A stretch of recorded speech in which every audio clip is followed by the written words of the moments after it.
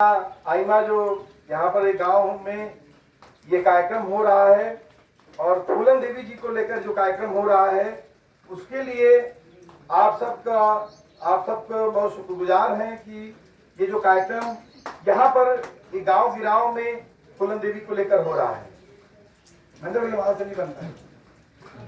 तो आखिर में मैं यही सोच रहा था कि फूलन देवी को लोग जानते हैं कि नहीं जानते हैं?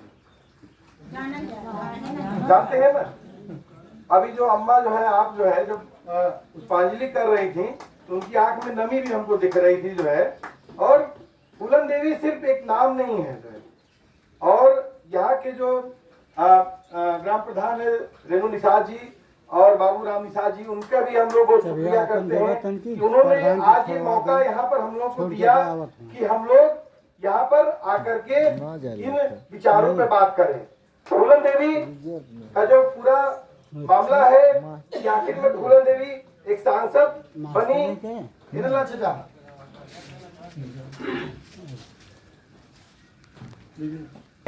एक सांसद बनी और सांसद बन के संसद में उन्होंने जो है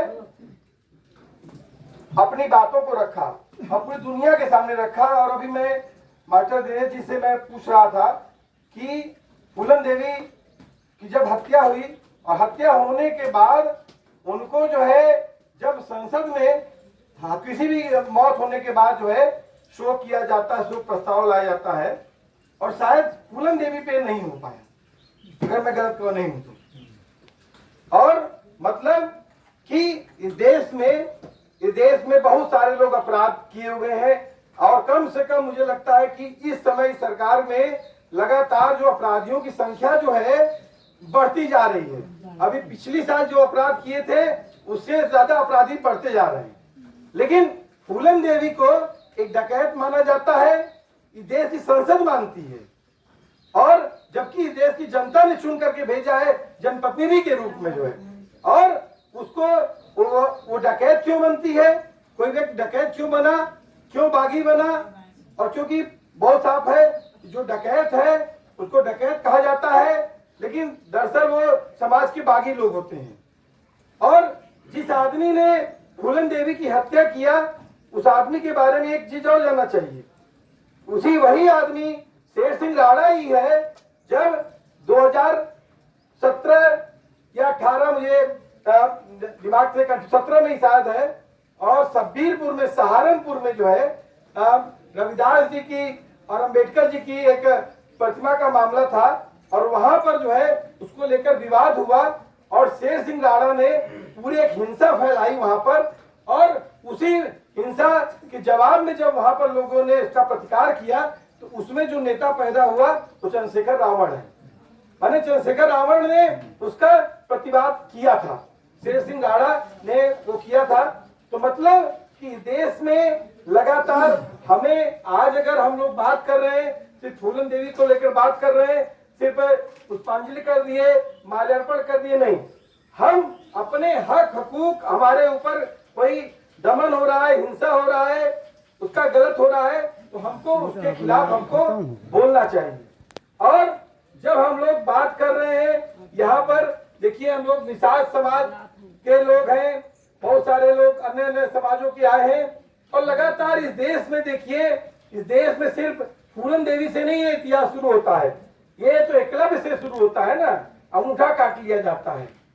मामला इस बात का है कि हमें लगता है कि जब इस देश में संविधान लागू हो गया, हम कह रहे हैं कि पहले 47 के पहले क्या था उस पर चलिए बाद में बात करेंगे, लेकिन इस देश में अगर संविधान लागू है और उस संविधान को लागू होने के बाद अभी जो पूरा जिस तरीके से हरिंदर मास्टर साहब ने जो पूरी बात रखी, तो उस समय में कब पैदा हो रही है?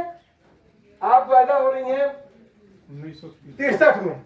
63 में इस देश में आजादी के बाद 63 में पैदा हो रही है, और उसके बाद संविधान लागू हो जा रहा है। और उस संविधान लागू होने के बावजूद जो है यहाँ पर क्या हो रहा है, वहां पर एक लड़की को जबरन जो है उसकी शादी कर दी जाती है, उसे बड़े पुरुष से के साथ। और वो लड़की, वो दरअसल मैं फूलन देवी को जैसे लोग देखते हैं कि वो सिर्फ और सिर्फ कहता है कि 22 ठाकुरों की उन्होंने हत्या की, नहीं। फूलन देवी ने जो पूरा विचार की प्रक्रिया है फूलन देवी की, वो जो हिंसा हो रही है उसका वो फूलन देवी को जवाब देती जा रही है। एक मेरे मित्र हैं मोहन भाई उत्तराखंड के, उन्होंने एक कविता लिखी जो है वो मैं पढ़ना चाहूंगा कि फूलन तुम्हें कुचला जाएगा, तुम खुशबू हो जाना, इत्र की नहीं बारूद की खुशबू। फूल तुम्हें कोई कुचल नहीं पाएगा, तुम फूल न रह जाना, तुम फूलन हो जाना। और ये बात इसलिए मैं कह रहा हूं कि अभी जो लोग इस बात को, आज भी समाज में फूलन देवी का जब नाम आता है, बात आती है, तो लोग कहते हैं कि वो तो डकैत थी। लेकिन अभी पिछले दिनों जब मणिपुर में चल रहा था, मणिपुर में हिंसा हो रही थी, वहां माताओं बहनों के साथ वहां रेप हो रहा था, तो उस समय एक पूरा अभियान चला सोशल मीडिया पर इस देश में, तो फूलन की जरूरत है, फूलन देवी की जरूरत है। फूलन देवी ने जो उनके साथ जो हिंसा हुई, उसमें सबसे बड़ा मामला क्या हुआ, उन्होंने कहा कि बाल विवाह नहीं होगा, बेमेल विवाह नहीं होगा। और ये बात कहां से आई? अगर उनको जो उनके साथ हिंसा हुई, उनके साथ जो जुर्म हुआ उसके बाद आई, लेकिन ये बात एक जगह से और भी आ सकती है। कहां से आ सकती है? जो बाबा साहब कहते हैं कि शिक्षित बनिए। अगर हम कह रहे हैं कि संविधान की किताब बाबा साहब लिख के चले गए, आप वो संविधान कहते रहिए, फोटो खिंचाते रहिए, बाबा साहब का 14 अप्रैल पे आ जाता है, फूलन देवी जी के शहादत पे 25 तारीख को खड़े हो जाइए।